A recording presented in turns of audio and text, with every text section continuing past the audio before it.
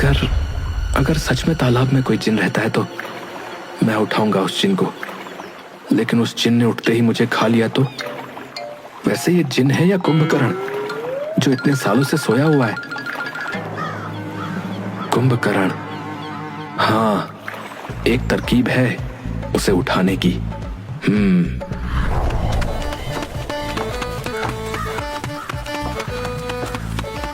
राजू दौड़ा हुआ गांव की जलेबी की दुकान पर पहुंच जाता है। काका, काका, जलेबियां बांध दो और लड्डू भी। अरे राजू बेटा, कितने तोल दूं? 100 किलो सभी मिठाइयाँ तोल दो। है 100 किलो? अरे बेटा, दावत वावत दे रहे हो क्या है? नहीं नहीं, पर बस चाहिए।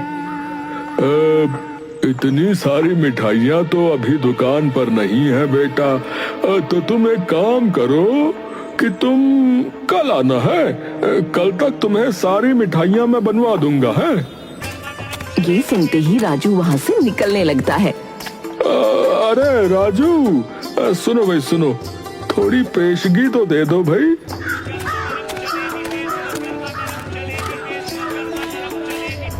राजू पैसे निकालकर दुकानदार को दे देता है और घर पर चला जाता है।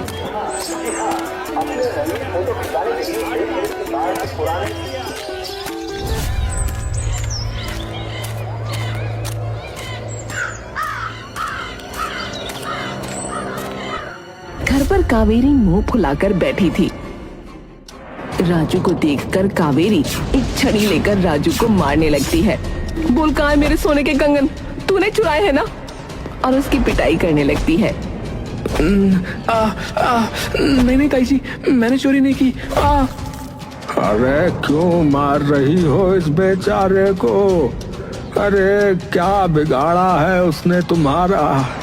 आप तो चुप ही रहिए, जब देखो तब इसकी तरफदारी करते रहते हो। तभी सुनील वहाँ पहुँच जाता है। अरे क्यों मार रही हो इसे कावेरी? आपके लाडले भतीजे से ही पूछिए, इसने मेरे सोने के कंगन चुरा लिए। राजू, तूने ऐसा किया? मुझे तुझसे ये उम्मीद नहीं थी। तूने कंगन चुरा लिया। बता बता, कहाँ है कंगन? कहाँ है कंगन? ताऊ जी मैं सच कहता हूँ, मैंने आपका कंगन नहीं चुराया। ये ले, तो फिर कहाँ गया कंगन?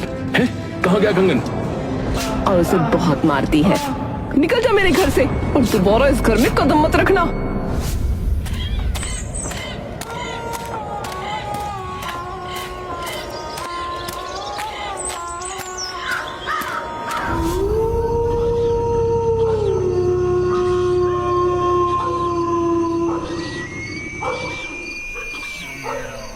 रात को अगर मेरे माँ और पिताजी होते तो आज मेरी ये हालत नहीं होती, और अगर दादाजी भी नहीं रहे तो मैं क्या करूंगा?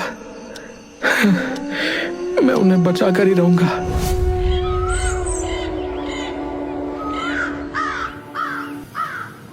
अगले दिन सुबह जल्दी उठकर राजू हलवाई के यहाँ चला जाता है।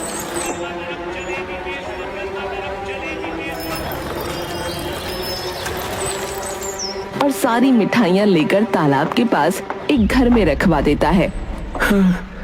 अच्छा हुआ कल मैंने मंगलू से उसके घर की चाबी ले ली थी। इधर कावेरी, अरे ये राजू न जाने कहाँ मर गया, सुबह से नहीं दिखा। इधर राजू तालाब में कूद जाता है और जिन्न को ढूंढने की कोशिश करता है। अरे आधा तालाब छान मारा, लेकिन वो जिन कहीं भी नहीं दिखा। मुझे तो लगता है ये सब अफवाह है, अफवाह। लेकिन दादाजी की जान बचाने के लिए मैं पूरे तालाब को छान मारूंगा।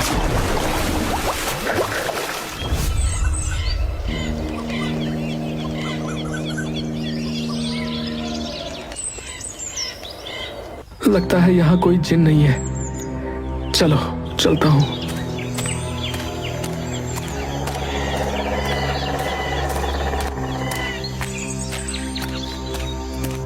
तभी उसे तालाब में एक चट्टान दिखाई देती है। अरे ये चट्टान कैसी है यहाँ? और राजू चट्टान के पास जाता है तो उसे एक दरवाजा दिखता है। राजू बिना कुछ सोचे उस दरवाजे के अंदर घुस जाता है। हो सकता है जिन यहीं कहीं हो। लेकिन पूरी गुफा छान मारने के बाद भी राजू को जिन्न कहीं नहीं मिला।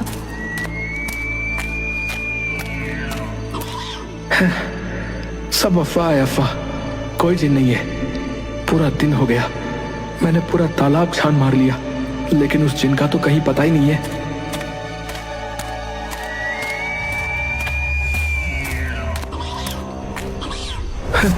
अरे अरे ये क्या है?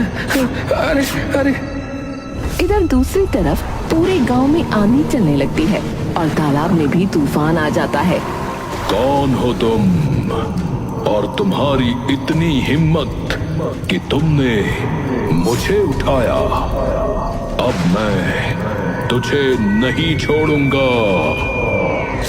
राजू उसे देखकर डर जाता है और इधर उधर भागने लगता है। मुझे किसी भी तरह इस गुफा से बाहर निकलकर इस जिन को उस घर में ले जाना होगा। हाँ। और राजू बहुत तेजी से दौड़ने लगता है और जिन भी राजू के पीछे होता है।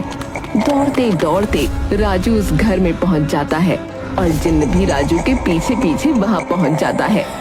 राजू एक दीवार के पीछे छुप जाता है। जिन वहां पहुंचकर देखता है कि आसपास बहुत सारी मिठाइयां रखी हुई हैं। जिन मिठाइयां देखकर बहुत खुश हो जाता है।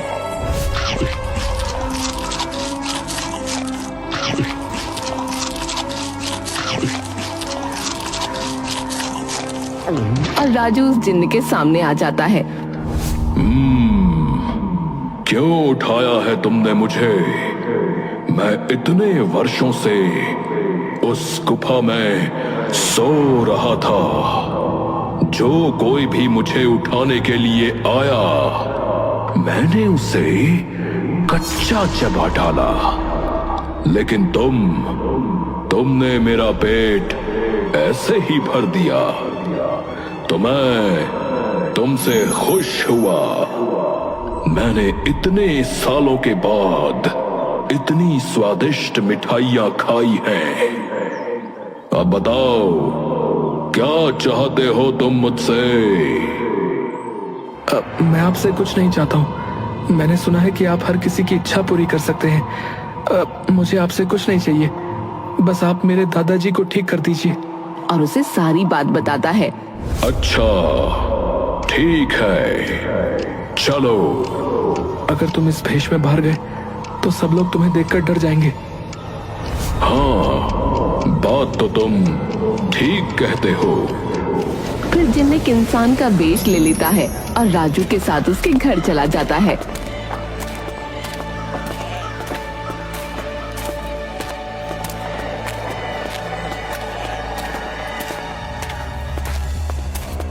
कावेरी राजू को आते ही ऐसे घूरती है जैसे सांड लाल कपड़े को देखता है। वहीं रुक जाओ और कोई जरूरत नहीं मेरे घर में आने की।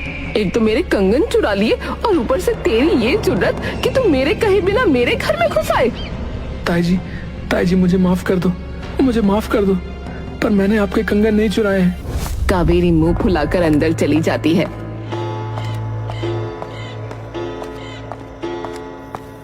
और राजू जिन्न को लेकर अंदर आ जाता है। जगन राजू को गले लगा लेता है। अरे तुझे पता है बेटा, मुझे तेरी कितनी फिक्र हो रही थी। और ये व्यक्ति कौन है? जी, मेरा नाम जीवन है, मैं इसका दोस्त हूँ। तभी जगन को जोर जोर से खांसी आने लगती है।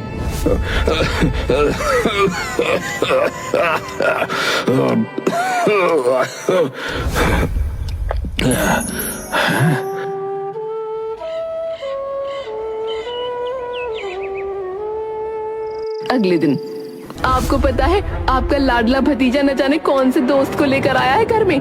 दोनों न काम के न काज के, 2.5 मन अनाज के। वैसे तुम्हारी ताई जी तुम्हें डांटती क्यों रहती है? और ये किस कंगन की बात कर रही थी वो? अरे परसों उनका कंगन चोरी हो गया था और उन्हें लगता है कि कंगन मैंने चुराया है, बस इसीलिए वो मुझ पर भड़क रही थी। जरा 1 मिनट। मुझे पता है कि तुम्हारी ताई जी का कंगन कहाँ है। कहाँ है?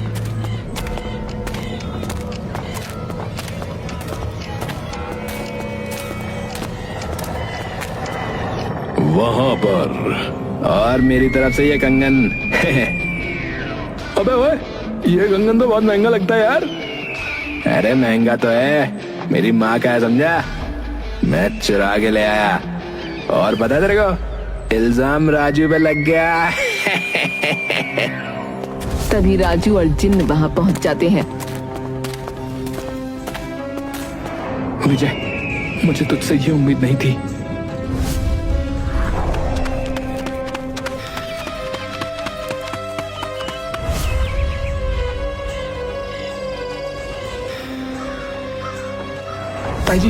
ताई जी ये देखिए, विजय ने आपका कंगन चुराया था।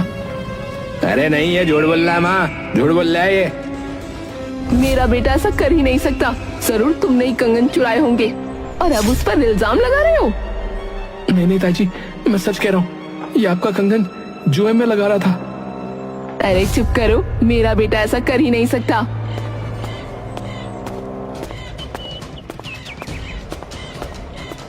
अरे तुम्हें राजू की बात पर भरोसा नहीं होगा, लेकिन तुम्हें मैं बता दूं कि तुम्हारे लाडले ने हमारे घर के कागजों पर अंगूठा लगवा लिया और हमारा घर जुए में लगा दिया। वो तो भला हो कि मुझे एक आदमी ने बता दिया, नहीं तो आज हम रोड पर होते। विजय, मुझे तुझसे ये उम्मीद न थी। तभी जिन्न एक चुटकी बजाता है। राजू, मुझे माफ कर दे, मैंने सच में तेरे साथ बहुत गलत किया। आप हाथ जोड़कर मुझे शर्मिंदा मत कीजिए। आप ही ने तो ताई जी पर कुछ जादू किया है ना? तभी जिन्न मुस्कुरा देता है।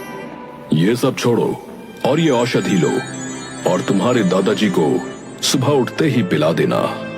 इससे उनकी तबीयत ठीक हो जाएगी और उनकी बीमारी जड़ से खत्म हो जाएगी।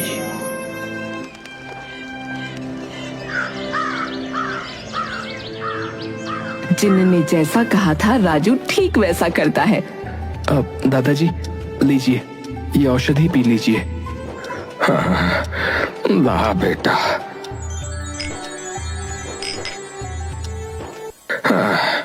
मेरे पिछले जन्म के कोई अच्छे कर्म रहे होंगे बेटा, जो तू मुझे पोते के रूप में मिला, और तेरी ये जादुई औषधि से मैं पहले से काफी अच्छा महसूस कर रहा हूँ बेटा। दादाजी, आप बस अब जल्दी से चलने लगो, फिर हम दोनों पास के तालाब में मछली पकड़ने चलेंगे।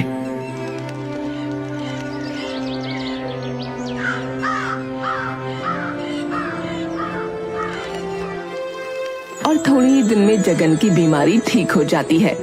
इस तरह से राजू के हौसले ने उसके परिवार को एक कर दिया और इसके बाद सब मिलजुल कर प्यार से रहने लगे। जिन्न का राज अभी भी राज बना हुआ है, जैसी जिन्न की मर्जी थी